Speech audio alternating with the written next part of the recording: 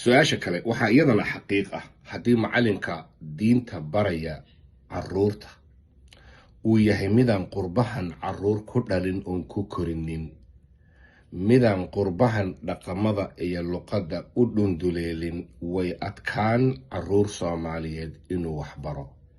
sababtu waxa weeyaan caruurta dhaqanka maanta jireen arkaynaa waxay tahay intaanay kuu iman ee aanay kalaaska culumta islaamka u imanin waxay soo dhagaysan oy soo daawadaan culimo kaloo bakistaani iyo hindi iyo maleysiyaan iyo caraba.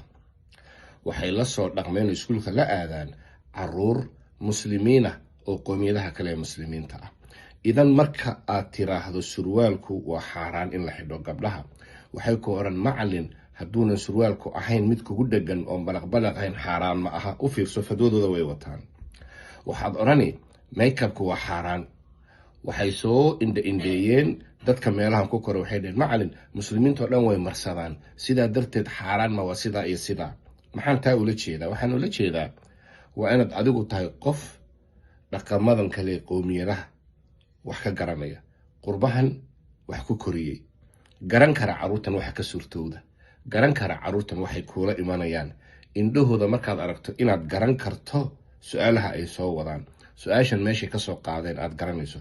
haddaad intaa garan weydo waad isku kareedmaysaan. waxaa keliyaad odhan waa maxay? waalidkaa igu yar. waalidkood baa ku oran caruurta ha laga kaxeeya meeshan, wadankan caruurta ka kaxeeya, intaasaan idigu nasteexaynayaa, wadamadii ku celiya. jawaabtaadu intaasay noqon.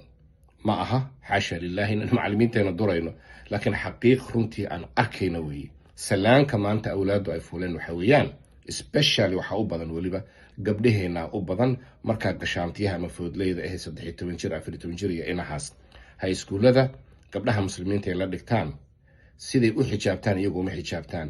waxaad arkaysaa maclumaad islaamic school dhigaysa oo sanka ma aragtay u duran yahay, oo waxaad arkaysaa surwaal yar oo ma aragtay aan ku dheganayn xidhan oo de markaa maleesiyaanada ama caraba kuwanay soo arkeen. qaarkood runta markaan isu sheegno aabayaashood waa niman mu'asasaadka islaamka waaweyn madax ka ah, qaarkood aabayaashood waa niman khudbad jimca akhriya. gabdhahan marka waxaanay arkaan, adiga macalinka waxay ku haystaan inaad khaldan tahay. marka waa xaqiiqan arkayno. marka adiga waxa keliyaad oran waxa weeye markaad aragto fadwadaada inay fadwo ka daba keenayaan, su-aashaada ay jawaab u hayaan, jawaabtaada ay jawaab naqdida ka daba keenayaan, waalidkaad u iman waxaad caruurta laga kaxeeya meeshan. sidaana runtii wax badan uma soconayaan. waa inaan marka fahno beecadda maanta jirta iyo salaanka ay fuuleen da'yarteenu. gabdhaha markay noqoto eyelasheskaas, xiribaha eyelashka lagu xidho, makeupka, qaabka loo xijaabto, waxaasoo dhan iyagoo meelo kale ka soo akhristay oo ChatGPT iyo culimo kaloo markaa aan Soomaali ahayn. ma aha culimada inaan durayno, laakiin waxaan ka wadaa qaabka xitaa u xijaabtaan dad badan waa kala duwan yihiin.